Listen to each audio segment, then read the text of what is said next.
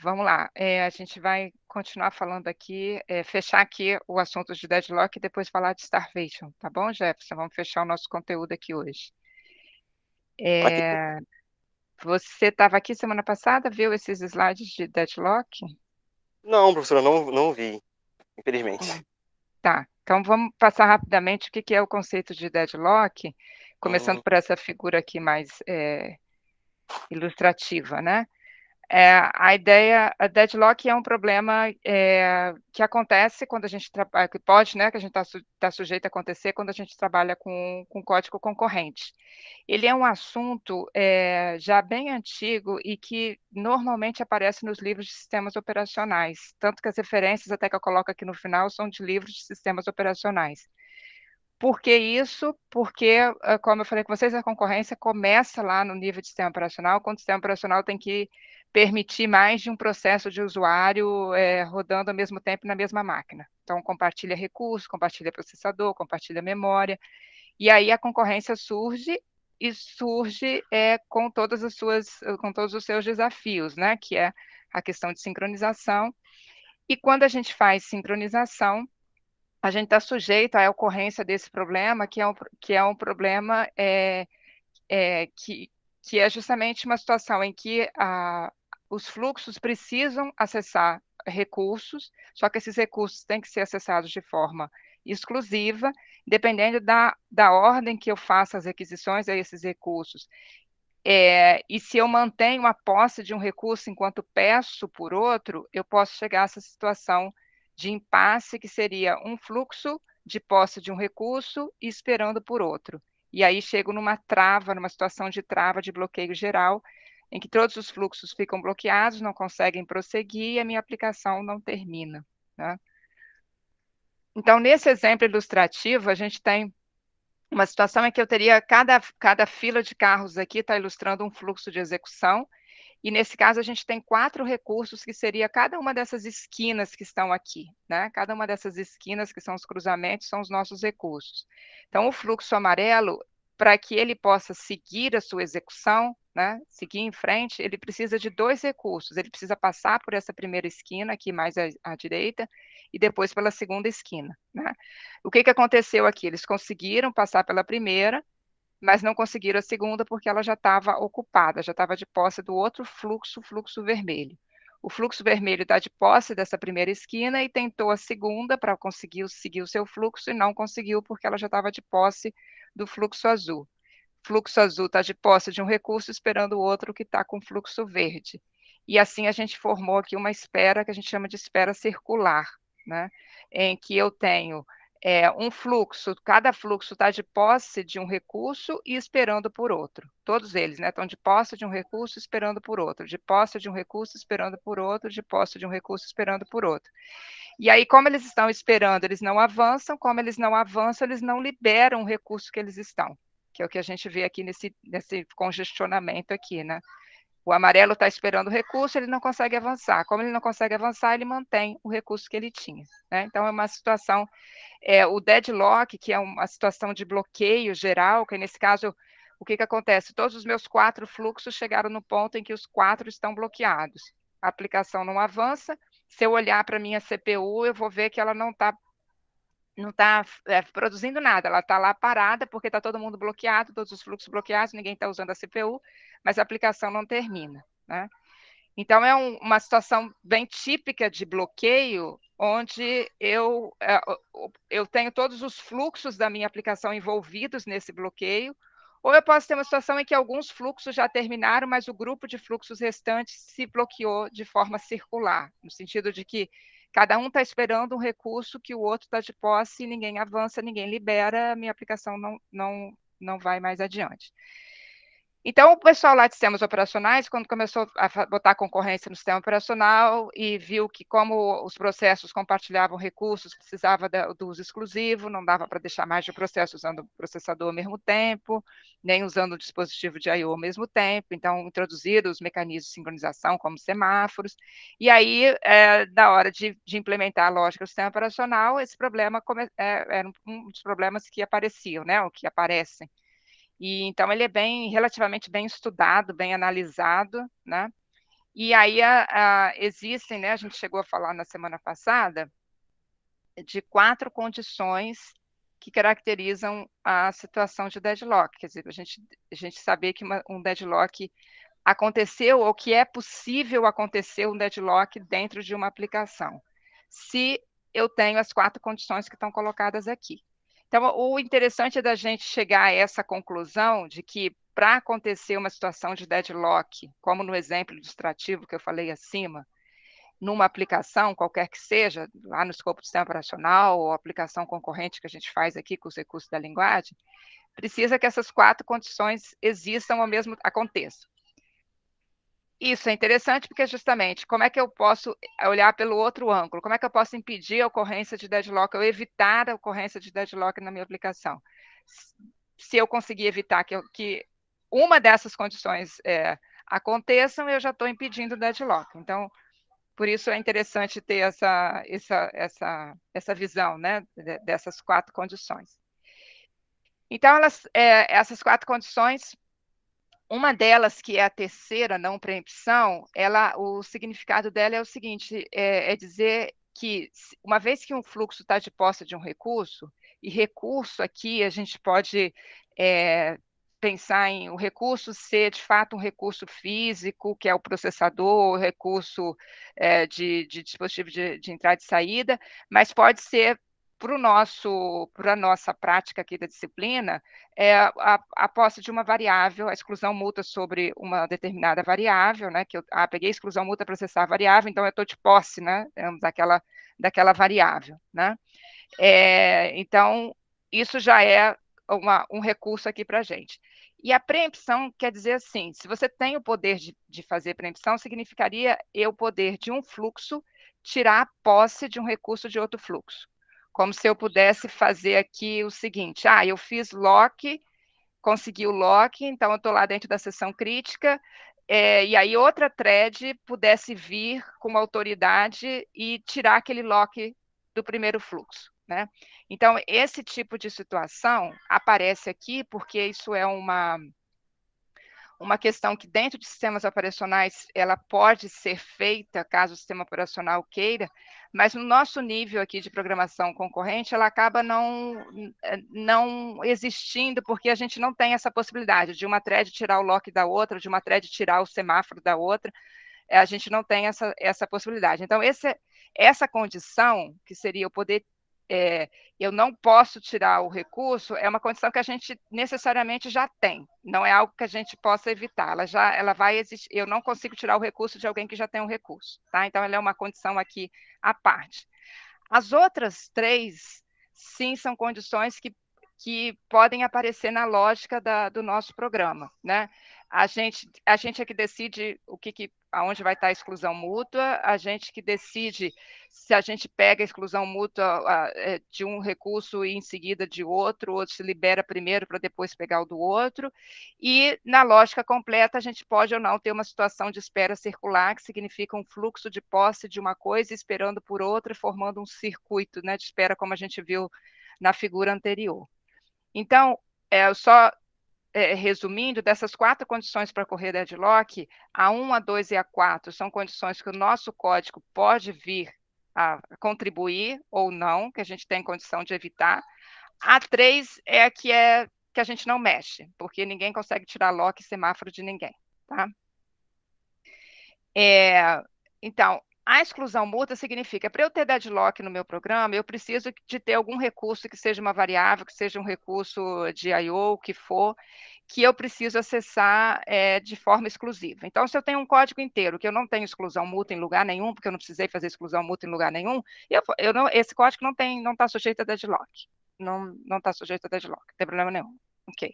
Bom, mas eu preciso fazer exclusão mútua no meu código, então tem trecho de exclusão mútua. Ok, então vamos para o segundo item. O segundo item, quer dizer, posse-espera, significa eu ter mais de um, quer dizer, além de eu ter exclusão mútua, eu tenho exclusão mútua sobre mais de um recurso. Se a minha exclusão mútua é sempre sobre um único recurso, aí eu tenho uma única variável, quer dizer, eu tenho um único mutex, uma variável de exclusão mútua, e que eu uso lock, eu uso semáforo, para poder proteger trechos onde as threads têm que executar com exclusividade. eu estou usando um único semáforo, estou usando um único lock, então eu estou fazendo exclusão mútua, mas com um único recurso. Então, ok, minha aplicação não tem possibilidade de ter deadlock. É um único recurso, uma thread vai pegar esse recurso, ela vai terminar de usar o recurso, vai liberar o recurso, outra thread vai conseguir usar.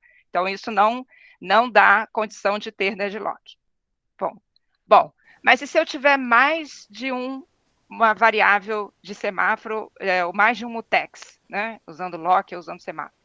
Se eu tiver mais de uma variável, mais de um recurso, e que eu tenho essa situação em que uma thread pode estar de posse de um, ter conseguido o lock de outro, e para avançar, ela precisa conseguir o lock do outro recurso, precisa conseguir a posse do outro recurso, ela precisa ter a posse dos dois para ela avançar.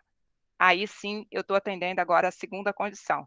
Eu tenho mais de um recurso que eu preciso de acessar com exclusão mútua, e na minha sequência, na minha lógica, eu preciso pegar um, depois pegar o outro, para então eu prosseguir. Então, aí eu estou atendendo essa segunda condição. Já atendi a primeira, porque eu estou precisando de exclusão mútua, agora estou atendendo a segunda. Então, eu estou aqui já com duas condições atendidas. A não Mas, preempt... Oi, diga, mas, Matheus. mas eu ia perguntar sobre essa parte de posse-espera. Ele não precisa depender dos dois ao mesmo tempo. Por exemplo, eu posso pegar um recurso, né, e ficar dependente de outro que uma outra thread esteja usando. Aí eu fico travado.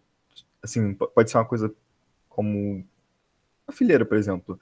A thread 1 ela pega pega dois recursos, a a thread 2 pega o primeiro recurso que a thread 1 pegou, vai ficar dependente do segundo. A thread, sei lá, 3 consegue pegar esse primeiro recurso de novo, vai ficar dependente do outro recurso que a thread 1 esteja usando, coisa do tipo. Uhum. Não Então, precisa. eu preciso, aí eu preciso da última, né, que é a espera circular, né? Não basta, isso, assim, o pós-espera significa eu vou precisar de mais de uma coisa, eu preciso de mais de um recurso com exclusão mútua para seguir meu processamento. Se eu preciso, se são recursos diferentes, que outras threads não estão pegando ao mesmo tempo, não vai ter problema, elas vão conseguir pegar as duas coisas e seguir em frente. Mas se eu tiver aí a última situação em que, além de eu estar com a exclusão mútua, eu pegar um recurso, depois tentar pegar outro, e nessa tentativa de pegar um recurso e tentar pegar o outro, ela acontecer de tal maneira com a minha sequência de fluxos, de modo que um pega um recurso e fica esperando por outro, e assim eu formo uma espera circular, é que eu fechei a condição bater o deadlock, né? Ter mais de um recurso e ter posse-espera não necessariamente vai criar uma espera circular em algum momento. Aí eu não teria todas as condições para o deadlock, né? Eu posso passar ainda assim sem ter a espera circular, né? Se tem uma certa autonomia entre esses recursos, né? E uma certa independência entre a forma como os fluxos vão pegando esses recursos. Então, eu consigo acessar sem deadlock. Mas se acontecer a situação em que todo mundo pega um recurso, todo mundo está esperando um recurso que o outro está de posse, aí eu fechei um circuito e a minha aplicação travou, né?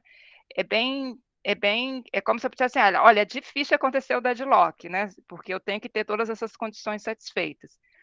Então, na verdade, posso ter ali uma possibilidade na minha lógica do deadlock acontecer, mas ele é como condição de corrida, né? Eu posso ter ali o problema, o meu código está permitindo ter condição de corrida, mas eu executo 1000 vezes e ela não acontece. Na 1000ª é que ela vai acontecer. O deadlock é a mesma coisa. Se eu tenho essas 4 condições atendidas no meu código, eu estou sujeita ao deadlock. Posso executar 1000 vezes e o deadlock não acontecer, porque para ele acontecer de fato, a última coisa aqui que é a espera circular, na verdade, ela depende de uma certa das threads exatamente encaixarem aquela ordem de execução, como numa condição de corrida. Se elas acabam pedindo e soltando, liberando o recurso em uma ordem tal que não fecha o circuito da espera circular, eu consigo escapar, digamos assim, do deadlock, né? Minha aplicação executa sem que o deadlock de fato aconteça, mas eu estou sujeito a ele, se as 4 condições são atendidas. Tá? Não sei se te respondeu. A gente talvez olhando aqui para essa figurinha dos filósofos, a gente consegue ilustrar um pouco isso, né? Esse problema chama filósofos comilões, ele é bem clássico para falar de deadlock, né? Para explicar uma ocorrência de deadlock. E, na verdade, ele pode, ele é ilustrativo, mas, na verdade, ele pode acontecer de fato, porque seria aqui uma situação em que eu tenho um número de threads, de fluxo de execução no meu código, e uma certa quantidade de recursos que as threads precisam usar em algum momento e que não tem recurso, digamos assim, instâncias de recurso suficiente para cada thread ter o seu conjunto de recursos e poder usar de forma independente. Os recursos têm compartilhamento. Então, dependendo da ordem que esses fluxos tentam acessar esses recursos, eu posso formar a espera circular que fecha o circuito aqui de uma situação de deadlock. Tá? Então, nesse exemplo, que é ilustrativo, né, os filósofos aqui como representam fluxos de execução, eles têm uma atividade que é o meditar, o pensar, né, que eles estão lá fazendo alguma coisa que é independente, que cada um está fazendo sozinho, e chega uma parte do código que eles precisam fazer a refeição.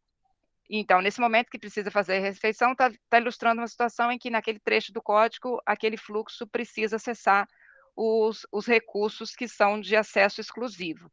Então, cada filósofo tem um prato, é exclusivo de cada um, então não é um recurso compartilhado, mas ele tem os dois recursos aqui, que são os garfos, né, que ele precisa para comer, o garfo à direita e à esquerda, e esse recurso é compartilhado. Todo filósofo, todo fluxo aqui compartilha o recurso à direita com outro fluxo e o recurso à esquerda com outro, né? Há um compartilhamento aqui. Então, a primeira condição para que eu possa ter deadlock é a condição de eu ter que, em algum trecho, fazer acesso exclusivo a um recurso. Então, essa primeira condição já é ticada aqui, né? Ela já existe, porque se eu pego esse filósofo aqui mais acima, para ele poder comer, ele precisa de um recurso de exclusividade do garfo, né? Da esquerda e da direita. Então, ele é um recurso que é compartilhado com outro fluxo chegar na frente vai pegar esse recurso, e aí ele tem que esperar. O que não pode é os dois usarem o recurso ao mesmo tempo. Aqui, fisicamente, é um garfo, não tem como os dois usarem o garfo ao mesmo tempo. Então, ele precisa chegar nesse trecho, conseguir esses dois recursos, quer dizer, ele precisa da exclusão mútua primeiro, desculpa, né? Ele precisa de ter acesso com exclusão mútua a esse recurso. Então, eu tiquei a primeira condição para deadlock. Há necessidade de trechos de código com exclusão mútua para acessar determinado recurso. A segunda condição é que eu tenha posse espera, ou seja, eu preciso, na verdade, de mais de um recurso. Se eu precisasse só de um, eu pediria aquele recurso, aguardaria até conseguir, quando eu conseguisse, usaria e devolveria. Aí isso não geraria situação de deadlock. Mas a segunda condição aparece aqui nesse problema, porque esse filósofo não depende só do recurso à esquerda, ele depende também do recurso à direita, ele precisa dos dois para conseguir comer. Sem os dois, ele não consegue comer. Se ele não consegue comer, ele não consegue avançar no seu fluxo de execução. Então, ele vai precisar ter esses dois recursos. Se no meu código, o que eu vou fazer? São recursos distintos, então o filósofo vai pedir a posse do garfo à esquerda. Assim que ele tem o garfo à esquerda, ele vai pedir a exclusão mútua do garfo à direita. Tendo os dois recursos, ele pode comer. Assim que ele terminar de comer, ele vai liberar esses dois recursos e vai seguir em frente. Então, eu tenho a segunda condição para ter deadlock, que é a necessidade de ter mais de um recurso, a posse e a exclusividade de mais de um recurso para seguir adiante. Então, isso aqui foi ticado aqui nesse problema. A terceira condição, que é a não preempção, que significa um filósofo ou um fluxo não pode tomar o garfo do outro. Aqui, então, isso, como eu falei com vocês, esse aqui a gente não tem nem como interferir, porque nem nos nossos mecanismos, nenhum dos mecanismos que a gente viu nos dá condição de fazer isso, né? Eu chego e tento acessar um lock, o lock está ocupado, eu vou lá e tomo o lock, né? Eu tento acessar o semáforo, não tem sinal, eu vou lá e tomo o sinal de quem está usando o semáforo. Nenhum dos mecanismos de sincronização que a gente tem aqui no nível de linguagem nos dá a condição de fazer que seria a preempção, que seria a gente tomar o recurso à força, né? Então, aqui eu não consigo, então, esse terceiro requisito, como eu não posso tomar o recurso à força de ninguém, eu atendi o terceiro requisito para ter a possibilidade de ocorrer um deadlock. O último requisito, que é a espera circular, é justamente o que o todo aqui acaba dá a condição de acontecer, né?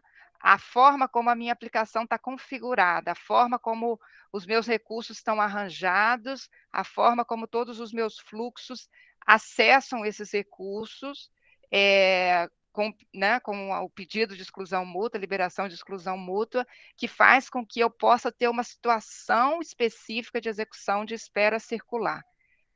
Que situação é essa, né? Seria a situação crítica, aquela situação que, se as threads executarem exatamente nessa ordem e pedirem os seus recursos dessa forma, eu fecho esse circuito, essa espera, posse e espera ao mesmo tempo, de modo a travar todo mundo, a deixar todo mundo bloqueado e a minha aplicação não avançar mais. Então, essa situação aqui seria que todos os filósofos chegam, estavam lá meditando, e acontece de todos chegarem na mesa ao mesmo tempo. Então, todos chegam na mesa para comer. Aí, o que eles fazem? O fluxo deles? Todos pegam o garfo à esquerda.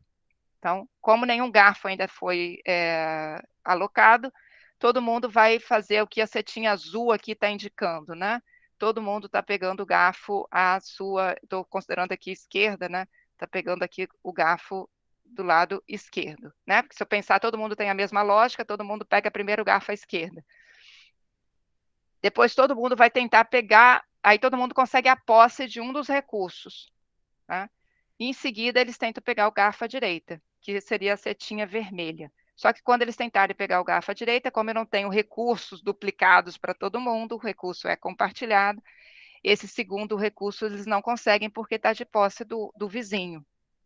Então, eles ficam aguardando esse segundo recurso. Como eles não conseguem prosseguir, comer, né, conseguem seguir a execução, porque falta um recurso para eles seguirem, eles ficam travados esperando, não avançam, e aí, como não avançam, não libera o recurso que eles têm, e eu formei essa espera, né, formei esse circuito em que não tem jeito de avançar, né? Por isso é importante esse último da espera circular, porque se eu não chego a formar a espera circular, eu tenho talvez só alguns pontos de espera, mas que vai se destravar sozinho, né? Seja, algum momento chega esse primeiro filósofo aqui, que é o F4, chegou, pegou os dois garfos. Quando o F0 chegou, pegou o que estava à esquerda, conseguiu a esquerda ou a direita, mas não conseguiu esse que era o compartilhado com o F4. Então, ele não consegue avançar, né? Mas o que vai acontecer? O primeiro conseguiu pegar os dois. Então, em algum momento, ele termina. Quando ele terminar, ele libera esse aqui. Então, eu vou ter alguma retenção, né? Mas eu não tenho uma retenção definitiva. Tá? Eu posso, por exemplo, o filósofo F4 chegou, conseguiu pegar os dois recursos. E o outro filósofo aqui no outro extremo, o F2, que não tem recursos necessariamente compartilhados com o F4, também consegue comer. Então, esses dois estão comendo. Qualquer outro que chegar nesse momento não vai conseguir avançar porque não vai conseguir os dois recursos. Então, eu vou ter dois conseguindo comer nesse momento e outros três aguardando. Assim que um deles terminar, se o F4 terminar, ele vai acabar liberando o F0 ou liberando o F3. O F3 não, vai liberar o F0, o F3 ainda vai estar preso. Quando o F2 terminar, ele vai acabar liberando o F3. Então, eles vão conseguir, ninguém vai ficar travado indefinidamente. Eles vão ter alguns momentos de espera pelo recurso natural, mas vão avançando, a aplicação não trava. O deadlock é quando eu chego naquela combinação de execução em que todos estão de posse de um recurso e esperando o outro, e eu não tenho mais chance nenhuma de prosseguir. Né? Quem poderia liberar, não vai liberar, e todos vão ficar esperando, e a minha aplicação travou. E aí eu só consigo fazer o quê? Eu vou ter que restartar a minha aplicação, porque não tenho o que fazer aqui nesse momento. Então, é uma situação crítica, que a aplicação parou e eu vou ter que começá-la de novo, por exemplo, de forma... não tem outra saída. Então, o deadlock é um problema nesse sentido, né? Se há o risco de eu chegar nesse tipo de situação em que eu tenho que parar, imagina eu voltar à aplicação, eu vou perder todo o estado que eu tinha de execução, né, não é desejável, obviamente, não é uma situação que eu queira que aconteça, eu ter que reiniciar a aplicação porque todo mundo travou. Então, por isso um problema que a gente tenta evitar, né, que aconteça. Mas, como eu falei com vocês, eu posso, na minha aplicação, ter todas as condições ali para que ele aconteça, mas não significa que assim que eu executar a aplicação, puf, vai acontecer o deadlock, né? Como as condições de corrida. Eu tenho ali uma condição de corrida porque eu estou acessando uma variável sem exclusão mútua. Isso vai dar necessariamente problema em toda execução que eu for fazer? Não, porque vai depender se os fluxos chegam de fato ao mesmo tempo ali para acessar a variável. Se eles, qualquer execução que eles estão chegando um pouquinho na frente, outro atrás, e não está acontecendo o problema da condição de corrida, minha aplicação está fluindo bem, mas está latente, ela pode acontecer em algum momento. Então, para eu ter a segurança de que nunca vai acontecer, eu tenho que botar ali a exclusão mútua.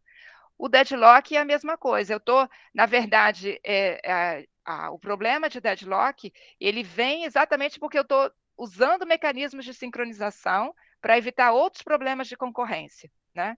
Como eu falei com vocês, se eu não tiver necessidade de exclusão mútua no código, eu sequer vou ter deadlock, não tenho deadlock. Eu só tenho condição de ter deadlock a partir do momento que eu estou usando mecanismos de sincronização e eu faço isso para evitar problemas anteriores, né?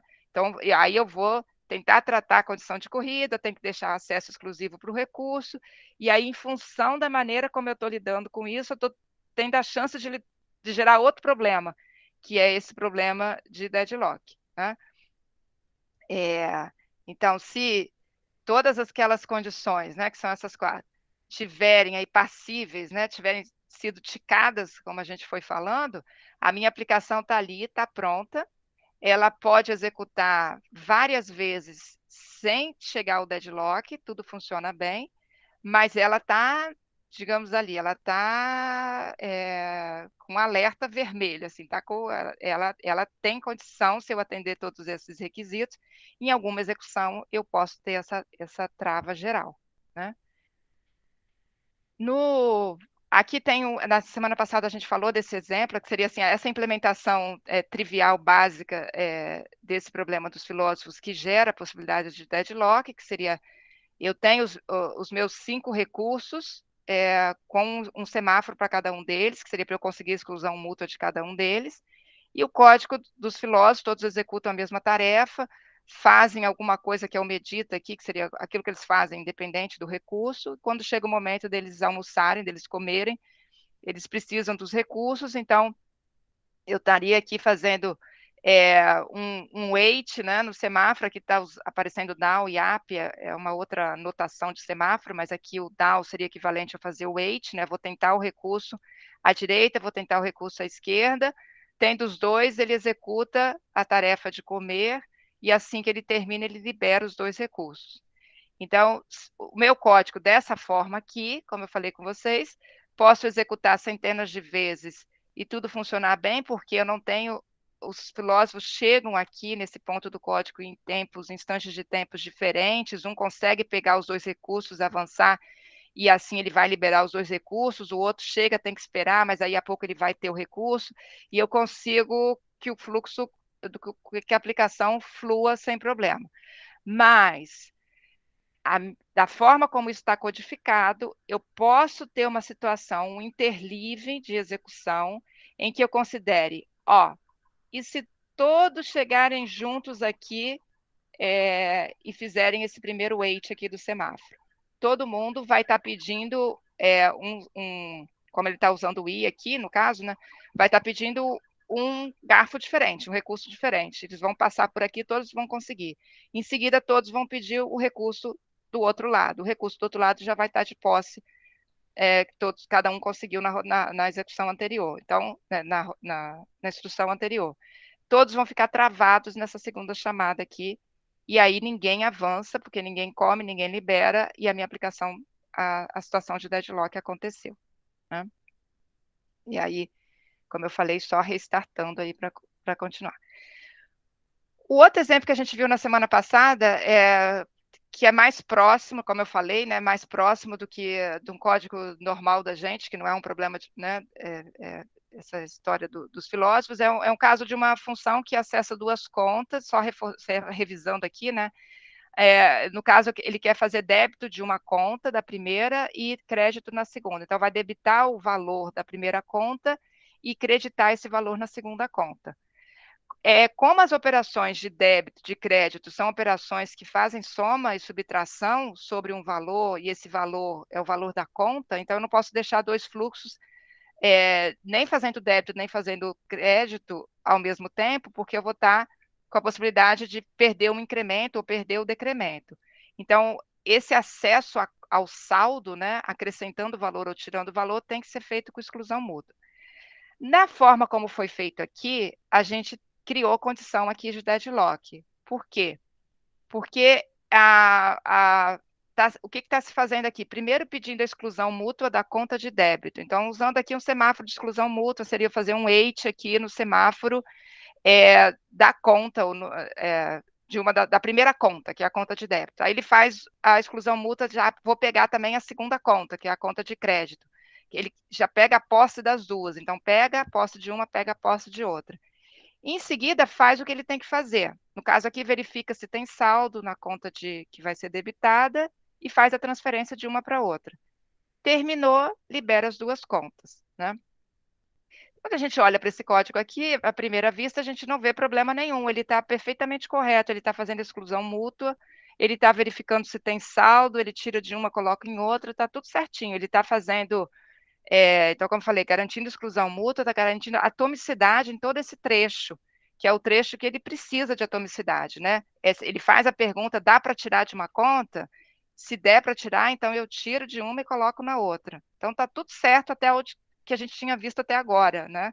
Em relação a garantir a atomicidade. Porém, como eu falei com vocês, é nesse momento que o deadlock, que é esse problema de deadlock, começa a aparecer, no momento em que a gente está resolvendo outro problema. Quando a gente está resolvendo outro problema de concorrência, que é o problema da necessidade de atomicidade, é que dependendo de como eu configuro a minha solução, eu estou dando margem para um outro problema, que é esse problema do bloqueio geral, né? Por que eu estou dando margem aqui? Porque eu atendi todas as condições de deadlock. Eu tenho a necessidade de acesso exclusivo, e eu tenho mais de um recurso de acesso exclusivo, né? Acesso exclusivo para conta de débito, acesso exclusivo para conta de crédito. Então, atendi o primeiro. Atendi o segundo porque eu estou fazendo aqui posse de um recurso e espera por outro. Posse e espera. Dois recursos, eu estou pedindo dois recursos em sequência, para então fazer o que eu tenho que fazer, para então liberar esses dois recursos. Então, posse e espera. Preempção eu não tenho, não consigo tirar de quem já está. E o último, a espera circular, vai acontecer dependendo do restante, né, das minhas threads, né? Se eu tenho aqui uma situação em que eu tenho, por exemplo, um fluxo de execução que quer debitar da conta A e creditar na conta B, e um outro fluxo que quer fazer o contrário, debitar da conta B e creditar na conta A. Eu criei uma situação de espera circular, né? Que é o que mostra aqui essa figura. Então,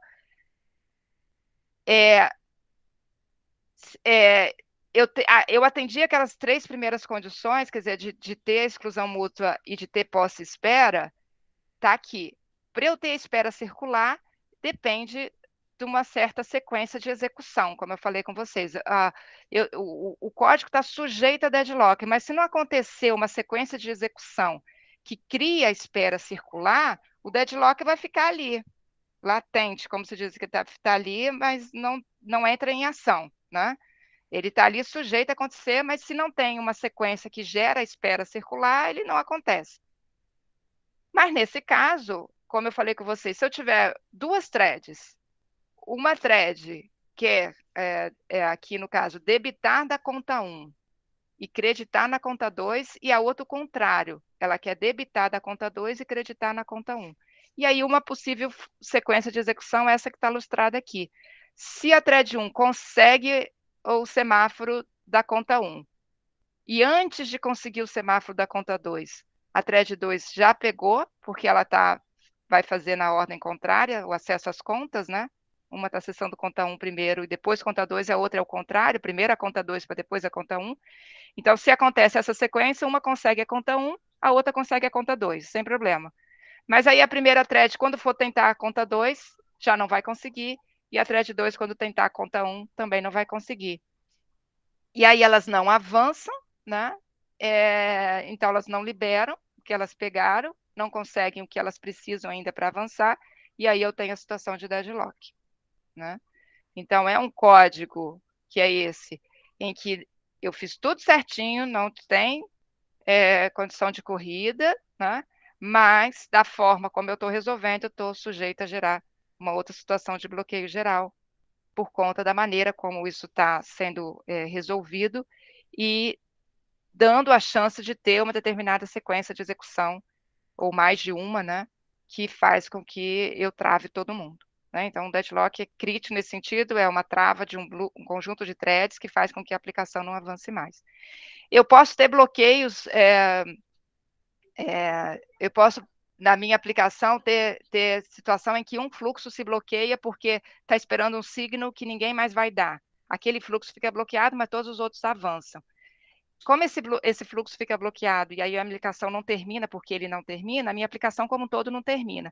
Mas aí eu não tenho um deadlock, porque eu não tenho a situação de um fluxo estar esperando o outro. Eu tenho um fluxo que não vai se desbloquear mais e por isso a aplicação não termina. Né?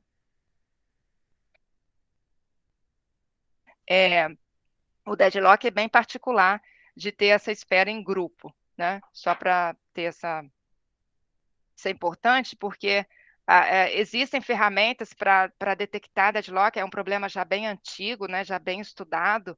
Como a gente conhece essas 4 condições para que ele aconteça, é um pouco mais fácil eu construir ferramentas que detectem a possibilidade de deadlock no meu código de forma automática. Né? Ele vai checando se pode aquelas 4 condições acontecerem. Se sim, ele avisa, ó, aqui tem chance de ter deadlock, ou não. Há outras situações como essa, em que um fluxo pode se bloquear, mas todos os outros terminam, aí já não é um deadlock de fato, aí são outras situações de erro lógico que eu posso ter na minha aplicação, que não necessariamente são fáceis de detectar com ferramentas automáticas. Tá?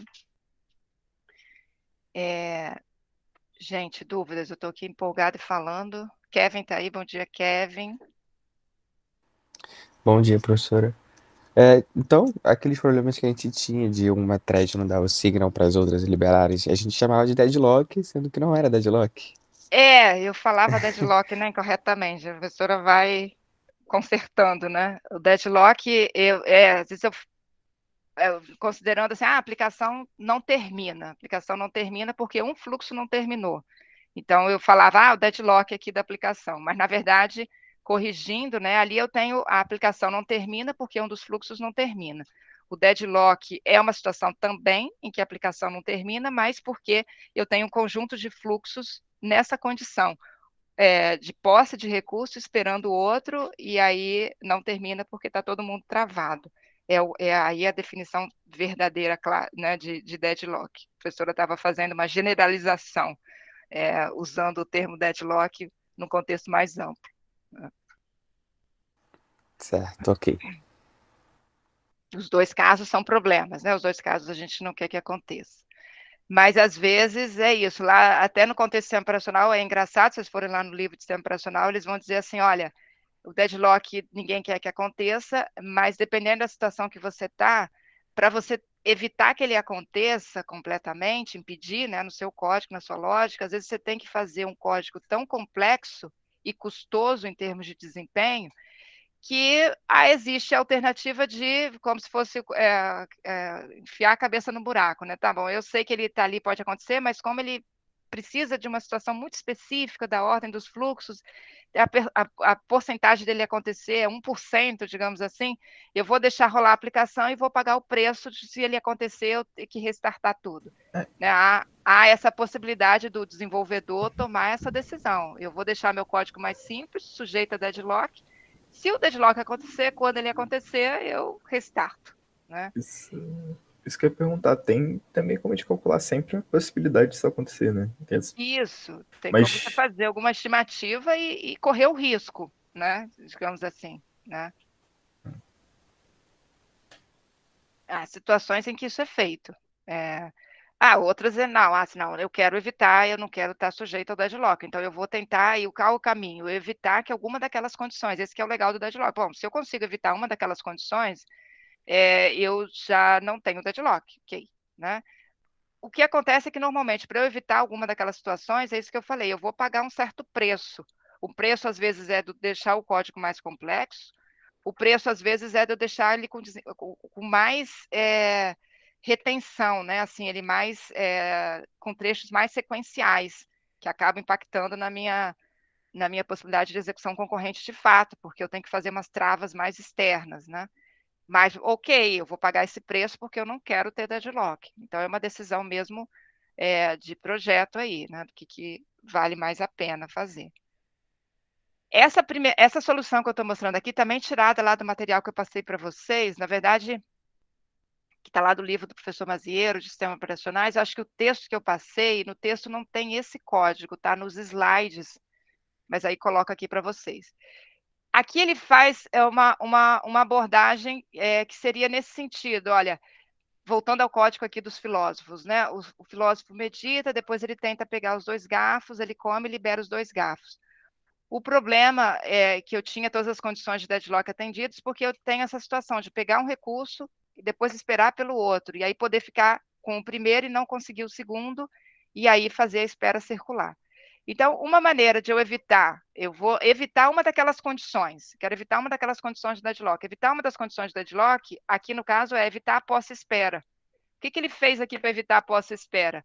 Ele botou um outro semáforo, chamou aqui de saleiro, né? Continuando aqui na brincadeira dos filósofos, que é aí para pegar os 2 recursos de uma vez. Ou seja, ou ele consegue os 2 recursos, ou ele fica esperando. Ele não pega um e fica esperando o outro, né? E então, uma alternativa que ele usou aqui foi tirar a posse-espera, botar as 2 coisas numa posse só, que ficou dentro do saleiro, né? Então, se eu tiver aquela situação crítica que eu falei com vocês, qual é a situação de execução do problema dos filósofos que pode me gerar deadlock? A situação que todos chegam ao mesmo tempo, todos pegam o recurso à esquerda, e em seguida, quando vão pegar o recurso à direita, não conseguem, porque ele já está ocupado. Travei todo mundo, fiz a esfera circular, né? Então, aqui, quando ele evita a posse-espera, se eu imagino de novo essa situação, porque a posse-espera ele evitou, porque ele botou tudo num... É como se a posse aqui ficou de um recurso só. É como se ele tivesse transformado os 2 em uma coisa só, em um recurso só. Ou eu consigo ou eu não consigo. Se eu não chego e não consigo, eu vou ter que esperar. Eu não pego um deles, eu não pego nenhum. Ou eu pego os 2 ou eu não pego nenhum, né? Nesse sentido. Então, se todos chegarem ao mesmo tempo, eles vão fazer uma disputa aqui com o saleiro, porque o saleiro é único. Então, um vai conseguir o saleiro. Aquele que conseguiu o saleiro primeiro vai acabar conseguindo os 2 recursos, porque ninguém vai ter conseguido pegar nenhum recurso. Então, ele vai conseguir os 2, vai liberar o saleiro e vai estar lá comendo, né? O segundo, o outro que estiver ali esperando e conseguir o saleiro, e a gente não sabe a ordem que eles vão conseguir, né? Suponha que seja exatamente um vizinho dele, ele vai conseguir o saleiro, ele pode já ficar travado aqui, porque ele não conseguiu o primeiro recurso que já está de posse do vizinho, né? Então, aí o que acontece? Ele também não libera o saleiro. Como ele não libera o saleiro, ele não deixa nenhum outro pegar. O que vai acontecer? Todo mundo fica esperando o primeiro terminar. Quando o primeiro terminar, ele vai liberar os 2, vai acabar liberando o segundo, que vai conseguir os 2, vai comer, e assim ele vai terminar também, né? Então, eu acabo aqui, não vou ter mais como ter a espera circular, porque eu nunca vou deixar um pegar um recurso e depois pegar o outro, ou ele pega os 2 e avança, ou ele tem que esperar necessariamente, e aí ninguém mais avança aqui, né, se ele fica preso aqui dentro. E aí eu consegui impedindo a posse-espera, eu consigo impedir, na verdade, o fecho de uma espera circular e o deadlock geral. Por outro lado, como eu falei com vocês, eu acabo também pagando um preço, porque se um filósofo chegou, pegou os 2 garfos, se em seguida, na verdade, se eu for olhar a figura, eu tenho alguma concorrência que eu consigo fazer. Por exemplo, entre o filósofo 4 e o filósofo 1, não há compartilhamento. Então, eu posso, o filósofo 4 chegou, pegou o saleiro pegou os 2 garfos, está lá comendo. Se chegar o filósofo 0, ele não deve conseguir comer, porque ele não consegue esse recurso. Perfeito, ele não vai conseguir. Só que aí ele entrou, ele pegou o saleiro, está esperando o recurso aqui de um dos garfos, travou o saleiro, então ninguém mais vai comer até que o primeiro termine, para então liberar o segundo e assim sucessivamente. Sendo que, se chegou o F4, mas chegou também o F1 deveria conseguir, porque ele está com recursos aqui diferentes, eu posso ter ao mesmo tempo o F4 comendo e o F1 comendo, assim como eu posso ter o F0 com o F3, né? Mas nessa solução proposta aqui, ela é isso, ela impede o deadlock perfeitamente, deixa eu descer aqui nela de novo, não tem mais deadlock porque não tem mais a posse espera, mas, por outro lado, restringe a possibilidade de concorrência onde ela poderia acontecer minimamente, né? Então, é aquilo que eu falei, né? Você vai decidir, não, eu vou arriscar um código com deadlock permitindo, tirando a certa complexidade, ou permitindo a concorrência sempre que possível, mas correndo o risco de ter essa determinada sequência de execução que vai me gerar o deadlock, ou não, eu não quero deadlock de forma alguma, coloco algum tratamento aqui que impede pelo menos uma das condições, garante que não tenha deadlock, mas pagando algum preço aqui em termos de desempenho. Tá? Ok, até aqui. Ok. Tá certo. Aí tem uma outra solução que aparece, ainda do problema dos semáforos, que aparece também muito nos livros de sistemas operacionais. É uma solução que evita o deadlock, é um pouquinho melhor do que essa. E eu vou dar uma passada com ela aqui para vocês, que é uma estratégia bonitinha, assim, bem elegante, de certa forma. Um monte de coisa escrita aqui. Seguinte, então aqui, essa solução, ela tem aqui um semáforo de exclusão mútua, tá? Para todo mundo. Ela tem um vetor de semáforos, na verdade, como a gente tinha nas soluções anteriores, que seria um semáforo para cada recurso, né? Para cada garfo aqui, né? Na verdade, não, desculpa. Aqui são N, é um semáforo diferente, é um semáforo para cada fluxo de execução, que são N fluxos de execução. E um vetor de estado, também com N posições, onde estado está caracterizando o que aquele fluxo, agora eu estou chamando aqui de thread, está querendo fazer naquele momento. O estado igual a 0 significa que ele não está usando o recurso, não quer usar o recurso. O estado 1 é quando ele chega no ponto em que ele quer usar o recurso, ele avisa que quer usar o recurso. E o 2 é quando ele está de fato usando. Então, ele usa essa informação de estado para poder saber o que está acontecendo. Aqui, duas funçõezinhas, esquerda e direita, só para dizer, os nós, aqui, os fluxos, eles vão estar trabalhando com o seu ID, mas eles precisam identificar o vizinho à esquerda e o vizinho à direita. Então, esquerda de ID é o identificador do nó à esquerda, e direita ID é o identificador do nó à direita. Né? São as variáveis aqui do problema. A tarefa central aqui dos fluxos aqui, eu nem coloquei a parte anterior, né, de meditar e tal, mas, enfim, ela pode fazer qualquer coisa antes de precisar dos recursos. E aí vamos ter duas funções aqui que a gente vai ver na sequência. Pega recurso e devolve recurso. Pegar recurso, então ele entra com o identificador da thread, ele tem que pegar, aqui ele só sai quando ele consegue os 2 recursos que ele precisa. Conseguindo, então ele executa aqui a seção crítica, onde ele usa os 2 recursos que ele come, e aí devolve os 2 recursos. Então tem uma função para pegar os 2 recursos, uma função para liberar os 2 recursos. E aqui está o restante, está todo aqui. Então, tem a função pega recurso, a função devolve recurso, e uma terceira função que a gente vai ver aqui, ela é chamada de dentro dessas duas. Então, a função para pegar os recursos entra com o identificador da thread, do filósofo, né? Faz a exclusão mútua, essa exclusão mútua aqui é a exclusão mútua geral, né? É o único semáforo de exclusão mútua, e ele é necessário porque ele está alterando o estado, no caso, o estado dele mesmo, mas a gente vai ver depois que quando eu uso a função teste, eu posso estar alterando o estado de outro, então por isso eu estou precisando da exclusão mútua aqui. Então, uma exclusão mútua que não é do acesso aos recursos, a exclusão mútua para a lógica aqui que a gente está apresentando. Então, a primeira coisa que a thread faz é indicar, olha, eu estou querendo pegar o recurso, então muda o estado dela para 1, quero pegar o recurso. E aí ela chama essa função de teste, que a gente vê na sequência, E depois que ela sai da função de teste, ela libera essa exclusão mútua e aí faz um wait no seu semáforo. Eu falei que tem um vetor de semáforo de condição 1 para cada thread, então ela faz aqui a espera aqui. Vamos ver como que isso aqui funciona. Quando ela vai para a função teste, ela justamente vai verificar se nesse momento ela pode pegar os recursos ou não, né? Se os recursos estão disponíveis para ela e ela pode pegar, ou se ela tem que esperar. Então, ela vai e pergunta, né? O estado dela é 1, significa ela quer pegar o recurso. A gente vai entender por que ela faz esse teste dela própria quando a gente for ver a função devolve recurso. Então, ela confirma, eu quero pegar o recurso, ok, isso aqui já vai ter ticado positivo.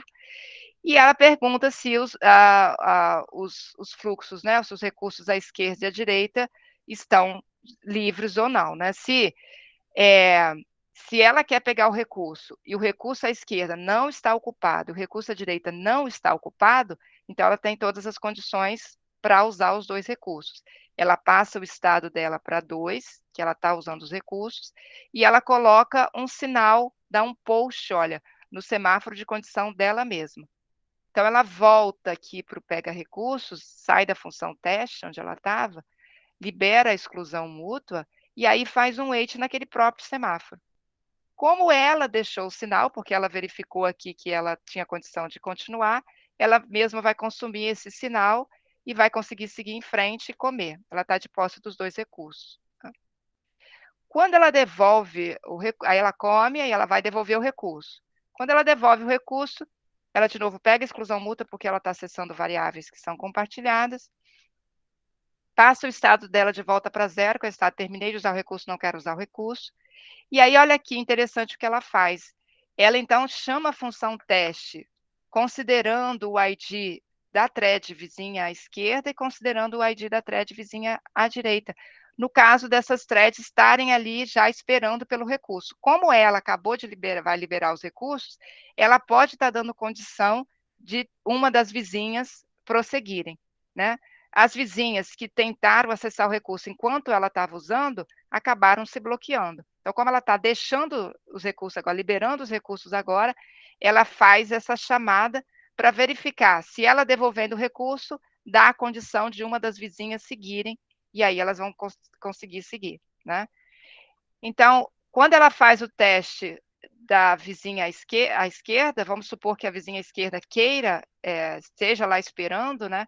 Ela vai estar com o ID igual a 1, e aí vai depender se a outra vizinha, se o outro recurso está liberado ou não, e aí, se tiverem os outros dois recursos liberados, ela vai, então, liberados, ou seja, se o estado das outras threads é não usando o recurso, significa que ela tem condição de usar, então vai setar o identificador dela para 2, e aí vai dar o post no semáforo que vai liberar essa thread vizinha, porque ela estava bloqueada, né? E aí vai voltar aqui, a thread vizinha vai ser liberada e ela vai conseguir seguir em frente. Ela faz o mesmo para outra vizinha à direita, e aí, então, libera a exclusão mútua, né? Então, é uma volta, é um código bem interessante, não é trivial de entender à primeira vista, né? Estou dando uma passada aqui com vocês, mas certamente é algo que faz sentido a gente botar no papel, desenhar as threads, né? E passando aqui pela execução e vendo as diferentes possibilidades, né? Para entender ele melhor. Ele é bem sofisticado, de certa forma, né? Ele é bem interessante. Mas ele o que ele garante? Ele evita o deadlock, porque não deixa a thread pegar um recurso e ficar esperando o outro, ou ela consegue e segue em frente ou não. E, por outro lado, ela evita aquela situação do código anterior de, por exemplo, em alguma situação, só deixar uma thread executando, enquanto outra podia estar executando em outra parte, lá em outro lado, usando outros dois recursos que não são compartilhados necessariamente com a primeira, são compartilhados com outras. Aqui, nessa solução, isso não vai acontecer, né? Nessa solução, se eu tenho uma thread, voltando lá aquele exemplo, se eu tenho se a F4 chega aqui e consegue pegar os recursos, e chega a F1 não vai ficar impedida como na solução anterior, ela vai conseguir acessar. Quem não vai conseguir, e vai ter que esperar por um tempo, vai ser as threads intermediárias. Então, se F0 chegar, quando o F4 já está de posse dos recursos, ela vai ter que ficar bloqueada e esperar até que F4 termine. Quando F4 termina, ele faz o teste, né, no vizinho à esquerda, no vizinho à direita, e aí acaba dando condição para a thread que estava bloqueada seguir, caso o outro recurso esteja disponível. Tá? Então, ele resolve o problema com alguma complexidade, no sentido de que o código ficou um pouco maior, com certeza, né, com essas funções, tem mais variáveis, mas, por outro lado, em termos de execução, ele evita o deadlock sem restringir a execução concorrente daquelas threads que podem executar de forma concorrente. Né? Ficou muito confuso, gente? Acho que dá para entender. Eu acho que, pegando mais uma vez, dá para entender. Confundi um pouco, foi a parte do weight, né? Tá no ID, né? Mas não nos valores que você tá pegando em cima. Acho que deu para entender. Se a gente pegar o caso de uma que chega e não consegue, ela vai fazer exclusão mútua, vai passar o estado para 1, aí quando ela fizer o teste, ela vai ver, eu quero, ok, e vai pegar ou as duas, ou uma das vizinhas aqui vai estar no estado 2, então esse if aqui vai avaliar falso, né? Basta que uma das vizinhas não seja diferente de 2, avalia falso, ela termina o teste sem fazer essas duas coisas aqui, né? Sem mudar o estado dela para 2, ela continua 1, que ela não conseguiu, e sem botar o sinal. Então, ela vai em seguida se bloquear necessariamente, sem ter o sinal. Então, ela fica bloqueada esperando até que uma das vizinhas coloque esse sinal para ela. Se ela consegue, ela mesma deixa o sinal e ela mesma segue em frente, né? Esse que é o raciocínio aqui. É bonito, né? Essa solução é mais completa também, né? A gente acaba passando mais informações para as threads. E aí, quando elas olham as informações dos vizinhos, não tem por que ela sair brigando, né? Que se ela já viu que a esquerda já está ocupada, então a solução ficou bem maneira. Ficou bem bonitinha. Eu digo que eu estou esperando, mas eu não impeço os outros de continuar, porque é o que eu tenho que fazer, porque se eu ficar impedindo os outros de continuar, ninguém vai, né? Tem que ter uma solução altruísta, assim, né? Eu espero a vez do outro. E também uma coisa interessante, Kevin, porque é isso que você falou, fica um registro, não é só assim, eu tentei entrar e não consegui, fica um registro de que ela está querendo entrar, né? E como a thread que está saindo, antes de liberar a exclusão mútua, ela mesma faz o teste, é como se eu estivesse dando uma prioridade, dando a chance primeiro para quem já está lá esperando. Antes de eu terminar a exclusão mútua, eu vou primeiro testar se eu saindo, eu estou dando chance de uma das minhas vizinhas entrarem, né? Porque, às vezes, claro que você ainda pode ter situações de uma espera maior, mas ele não está deixando completamente solto, né? Assim, eu tentei entrar, não conseguia. E não fica nenhum registro de que eu tentei entrar, né? Fica, porque quando esse terminar, que é o cara que estava impedindo de usar o recurso, ele vai agora meio que fazer o teste para mim, no meu lugar. Agora você pode, quer dizer, uma vez que ele tem esse recurso e não tinha esse, eu estou saindo e estou dando a chance de você seguir, né? Então, fica essa informação de estado útil nesse sentido também. O tempo está voando aqui. Eu queria... Depois, então, fica esse exercício para vocês passarem por esse código, que eu acho que não tem jeito, a professora falando não vai incutir tudo, tem que aí se debruçar um pouquinho nele. Eu queria, então, só fechar aqui falando dessa outra questão que é starvation, ou inanição, aqui numa tradução para o português. Starvation é uma outra situação que não é crítica como deadlock, porque ela não impõe um bloqueio decisivo, né, que as coisas não vão avançar mais. Ela é simplesmente uma espera longa, no sentido de que há uma postergação, um determinado fluxo, um determinado conjunto de fluxos, estão esperando por muito tempo, toda vez que eles tentam acessar o recurso e não conseguem, e aí ficam esperando, e eles têm a chance de tentar de novo, mas de novo alguém passa na frente, pega o recurso, e aí eles ficam por um longo tempo até conseguirem. Então, por isso se chama inanição, no sentido de que é uma espera, fico por um tempo inerte, sem conseguir avançar, mas não é taxativo como deadlock, no sentido de que eu já não vou avançar de forma alguma, né? Eu estou esperando, está demorando, mas eu ainda tenho a chance de conseguir, não tem um bloqueio, né, necessariamente que está me impedindo, não vou conseguir nunca mais. Estou esperando um sinal que nunca mais vai chegar. Não. Eu estou aqui, o sinal ainda chega, o sinal chega, mas tem, por exemplo, sempre alguém na minha frente pegando esse sinal. Eu tento, mas não consigo, tento, mas não consigo. Né? Então, essa é uma situação que a gente caracteriza como inanição. Então, quando a execução de um ou mais fluxos pode, né, ser postergada por um longo tempo. O pode, de novo, é porque eu estou dando condição, o meu código está dando condição disso acontecer. Vai necessariamente acontecer em toda execução?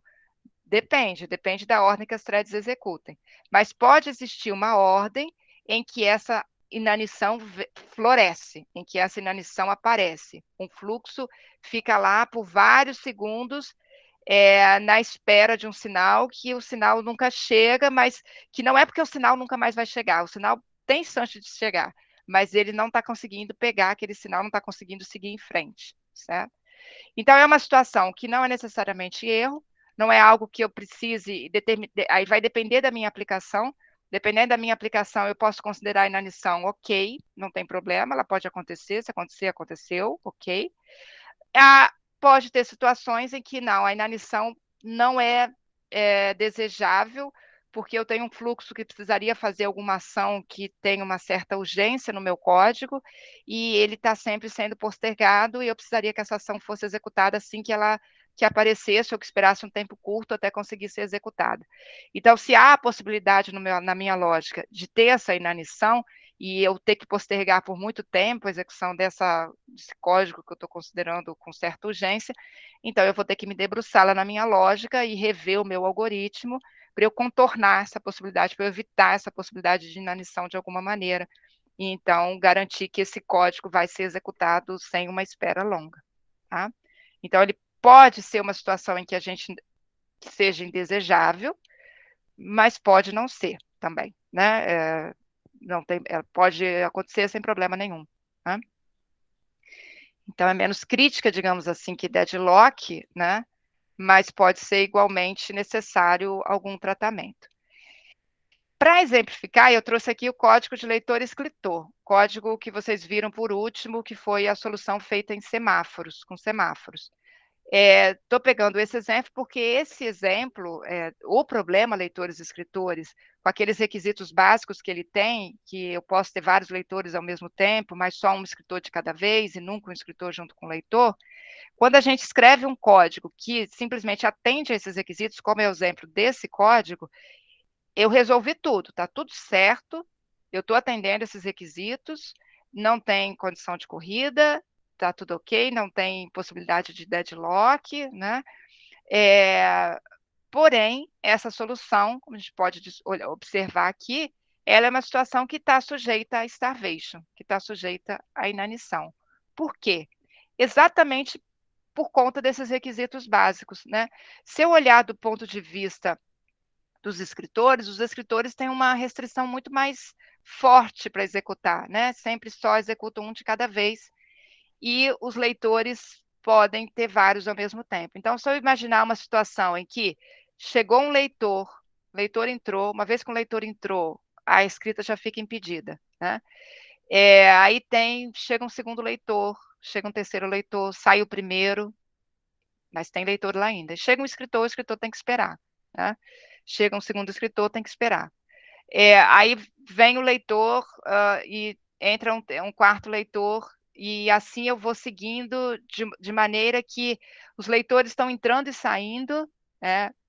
E tem sempre algum leitor lá dentro, né? Por fato deles poderem compartilhar, se eu tiver uma sequência de execução em que entra um, antes dele sair já entrou outro, quando ele sai tem outro, de maneira que eu sempre tenho alguém ali lendo, os escritores vão ficar por um longo tempo esperando, até que, em algum momento, saiam todos os leitores, e naquele momento eu passo a vez para uma escrita. Né?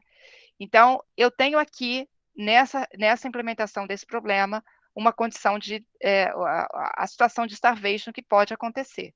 De novo, pode Porque se numa determinada execução eu não tenho esse fluxo de leitores dessa maneira, como eu estou colocando para vocês, pode entrar uma quantidade de leitor enrajada, todos eles daí a pouco saem e demora de novo mais um tempo para entrar leitores de novo. Eu acabo dando chance da escrita entrar, né? Então, não quer dizer que a inanição vai necessariamente acontecer em toda execução do lado do escritor, né? Ela pode ou não acontecer, mas ela está sujeita aqui a acontecer pelas condições básicas do problema. Então eu tenho aqui essa situação, né? Assim, nesse código, essa possibilidade. Então, eu não posso dizer que se eu tiver os leitores entrando, que não seja assim enrajada, né? Que em algum momento libera para a escrita, eles estão entrando num fluxo contínuo, não posso dizer que tem deadlock, porque as minhas threads não estão bloqueadas, nem do lado do escritor. Ele está num bloqueio esperando pela liberação da escrita, mas existe a chance na minha execução, na minha aplicação, de algum momento aqueles leitores todos saírem e ser desbloqueada a escrita. Então, eu não estou numa situação de deadlock, onde todo mundo já se desbloqueou. Desculpa, gente. Então, eu não tenho deadlock, mas eu tenho starvation, que seria essa possibilidade de algumas threads esperarem por muito tempo, tá? Deixa eu ver se com essas minhas entradas e saídas, se ficou claro aqui a ideia de starvation, e claro também a diferença em relação a deadlock. Ficou, professora. Ficou sim. Não tem uma figurinha aqui ilustrando, né? Fiquei devendo, mas só trouxe o problema no sentido de que é um problema que vocês já viram, e aliás, e aí não é só essa implementação aqui específica em semáforo, eu trouxe essa porque é a última que vocês viram, mas qualquer implementação de leitores e escritores, mesmo lá com variáveis de condição, em que eu implemente simplesmente essas condições básicas, pelas próprias condições básicas do problema, a depender de qual é esse fluxo de entrada e saída dos leitores, eu posso fazer com que a escrita demore bastante para acontecer, porque ela só pode acontecer quando não tem nenhum leitor. Ela fica impedida já determinadamente, né? Não, ela não está acontecendo, mas não porque é um bloqueio geral, é só porque a condição não foi atingida. A condição pode ainda ser atingida na aplicação? Perfeitamente. Então, eu não tenho deadlock, eu tenho starvation, eu tenho uma possibilidade de inanição de uma espera longa para a escrita. Aí eu vou dizer assim, o que eu faço? Eu tenho que, então, necessariamente vir aqui e evitar essa inanição? Aí é o que eu falei com vocês. Depende para que eu estou usando aqui esse meu padrão leitores e escritores, né? Se leitor e escritor aqui é uma aplicação web de venda de coisas, um site de venda, onde as pessoas que compram, né, estão acessando, os leitores são quem vai lá no site acessar, ver preço, etc., né? E a minha escrita seria uma situação em que eu quero fazer um upgrade quero mudar o layout, quero botar um layout mais bonitinho, diferente, mais atrativo. Eu posso considerar, não, essa escrita, ela não é urgente, eu não vou ficar fazendo com que os leitores, impedir acesso dos leitores de determinada maneira para dar prioridade para a escrita, porque tudo bem, na hora que os leitores não estiverem, eu faço esse upgrade, ele não é urgente. Então, para mim, tem a possibilidade de starvation, no sentido de eu ter uma atualização de layout e ela ter que esperar bastante para acontecer? Tem, mas não é crítica. Por outro lado, só fechando o raciocínio aqui, Ellen, se essa escrita não for simplesmente um upgrade de layout, for uma atualização que é urgente, do tipo, percebi que o preço do produto está errado, está todo mundo comprando com preço 10 vezes mais barato, estou levando maior prejuízo. Então, esse upgrade, ele é necessário fazer o quanto antes.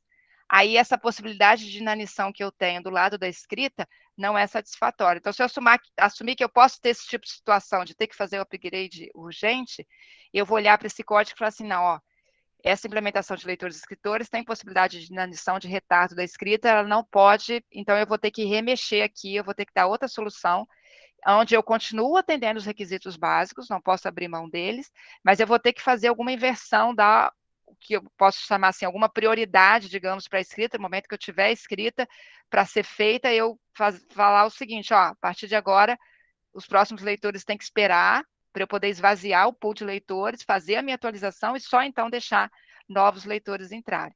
Então, eu continuaria atendendo os requisitos básicos, mas estaria impondo uma certa restrição, uma certa, digamos, colocando um certo favorecimento para a escrita nesse sentido, e aí eliminando essa possibilidade de espera muito longa do lado da escrita, porque a minha aplicação vai exigir isso.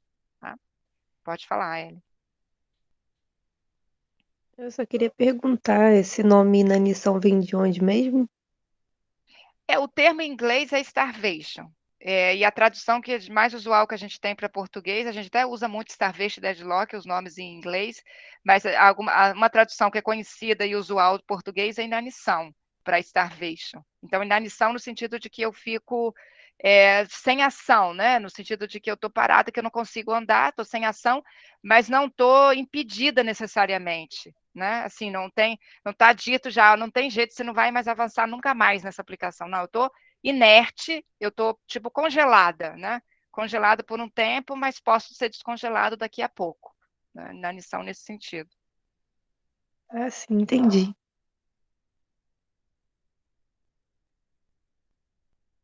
Eu tô lembrado agora que eu me deparei com essa situação. Achei que era um erro. Eu até mandei um e-mail pra senhora Isso, vocês perguntando. tiveram, perfeitamente, Kevin, boa lembrança. Quando vocês fizeram implementação de leitores e escritores, ou de produtores e consumidores, também pode acontecer, né? Se eu tenho lá,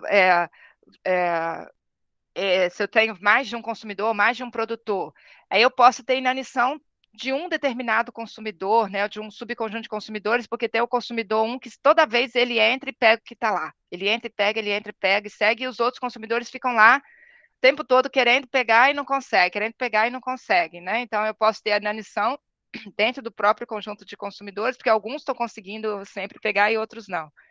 Quando a gente faz os códigos que vocês fizeram lá nos lives, como a gente não põe muita coisa ao redor para as threads fazerem, né? A gente fica ali centrado só no padrão, é fácil de a gente visualizar, porque elas ficam o tempo inteiro tentando acessar, sem fazer muita coisa fora, então elas ficam ali o tempo todo, as leitoras, por exemplo, né? Entrando, entrando, saindo, e aí eu tenho chance de ver facilmente, né? Esse starvation acontecendo. Eu posso pensar as produtoras também, tem uma que sempre consegue, e as outras, sempre quando vão tentar, o buffer já está cheio, elas têm que esperar de novo. Então, elas não estão bloqueadas indefinidamente, mas elas estão tendo que esperar mais para conseguir seguir do que outras, né?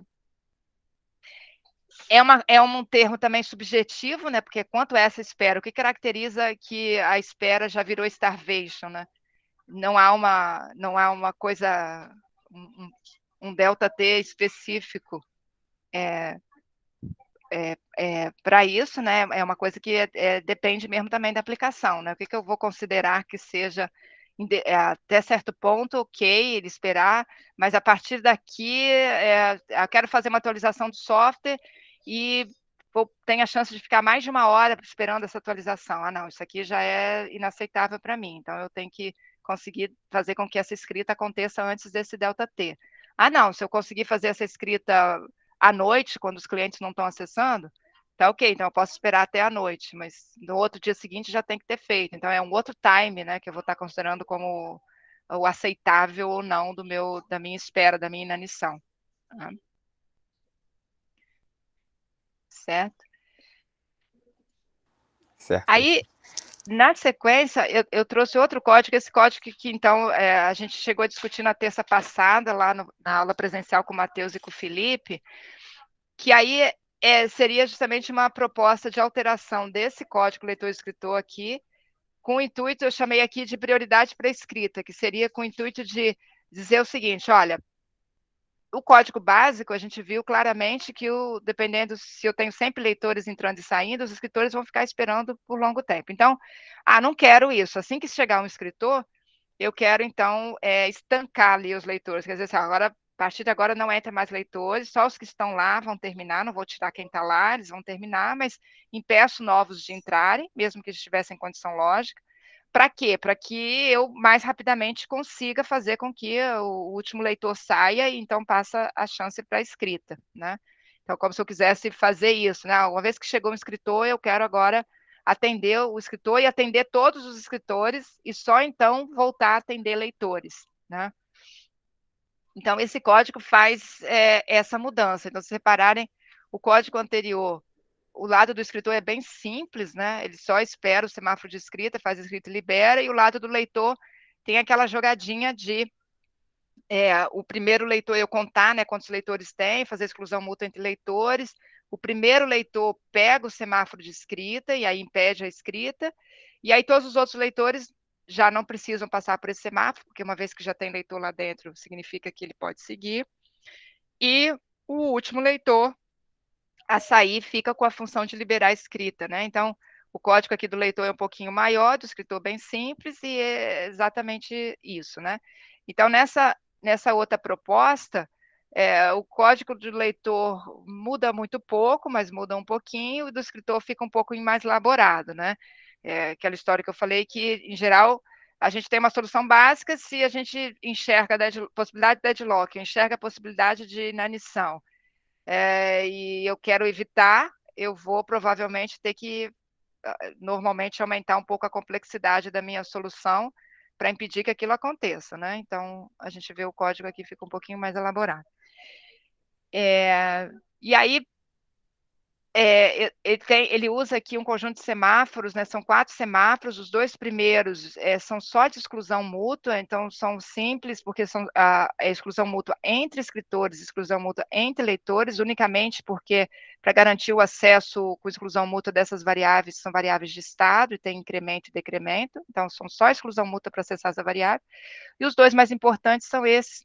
Então, aparece, diferente da anterior, um semáforo aqui chamado de leitura, mantém o de escrita com a mesma funcionalidade anterior, o de leitura é que vai estar fazendo com que a prioridade de escrita aconteça, tá? Então, passando aqui rapidamente, o leitor, todos eles começam com 1, então o leitor que chega aqui primeiro faz exclusão mútua com a leitura, aí ele faz a exclusão mútua depois entre leitores, só para incrementar aqui, ele vai ser o primeiro, aí ele vai impedir a escrita, libera a exclusão mútua, libera a leitura, começa a ler, né? Se outro leitor chegar, ele vai conseguir passar por esse semáforo, vai ver que ele não é o primeiro e vai seguir em frente, só liberar os 2 e seguir em frente. Se nesse momento, então eu tenho 2 leitores lá lendo, se chega um escritor, o escritor faz a exclusão mútua entre escritores para registrar que tem um escritor, se ele é o primeiro, olha o que ele faz, aqui está a questão do estancar os leitores, né? O primeiro escritor que chega, ele já, por meio desse semáforo de leitura, ele impede novos leitores de entrar, mesmo que existam já leitores lá dentro. Então, ele engole o sinal aqui de leitura, segue em frente, libera a exclusão mútua e fica esperando a escrita, né? Ele só vai poder passar pela escrita quando o último leitor aqui sair. Então, mantenho as minhas restrições básicas, né? Mas uma vez que esse escritor chegou, o que acontece é que se chegar novos leitores, eles vão ficar travados aqui. E aí, em algum momento, aqueles que estavam lá terminam, libera a escrita, e aí o escritor consegue avançar, né? Só um minuto.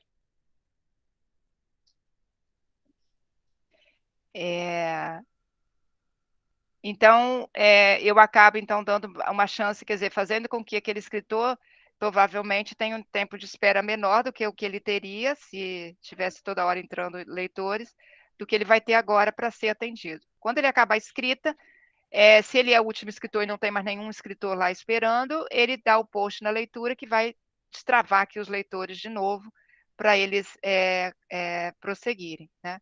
Se, por acaso, tiverem outros escritores esperando, aí tem uma prioridade de fato para a escrita.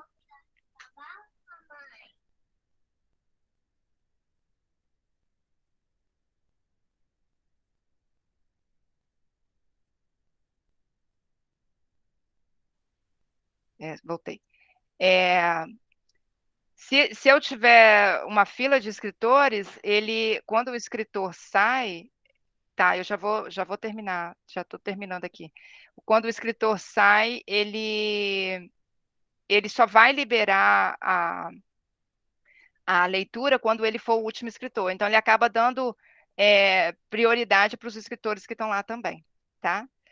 A gente chegou aqui no nosso limite. Eu vou botar esse slide lá no nosso material e aí deixo aqui para depois, então, analisarem com calma, né? Um código também, a gente fez um pouco esse exercício lá com o Matheus e Felipe, mas tem que também, esse é um código que debruça um pouquinho sobre ele para entender, mas o intuito que eu queria mais mostrar aqui para vocês é isso, né? Uma situação em que basicamente eu tenho possibilidade de inanição, mas que eu posso inverter, né? Eu posso mexer na lógica para diminuir a possibilidade dessa inanição, né? E às vezes jogá-la para o outro lado, né? Se eu observar, uma vez que eu dou prioridade forte para a escrita, eu posso agora fazer com que os leitores fiquem com a possibilidade de inanição.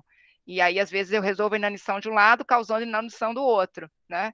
E outras vezes eu consigo resolver para todo mundo. Então, é sempre assim, depender do que a minha aplicação vai estar me exigindo, eu vou dar a solução mais adequada, né, para aquela situação. É importante aqui para a gente só conseguir identificar, né, esses dois problemas, essas duas situações, tanto de deadlock quanto de starvation, como que elas aparecem, como eu identifico e de que maneira eu posso resolvê-las, quando for necessário. Tá bom?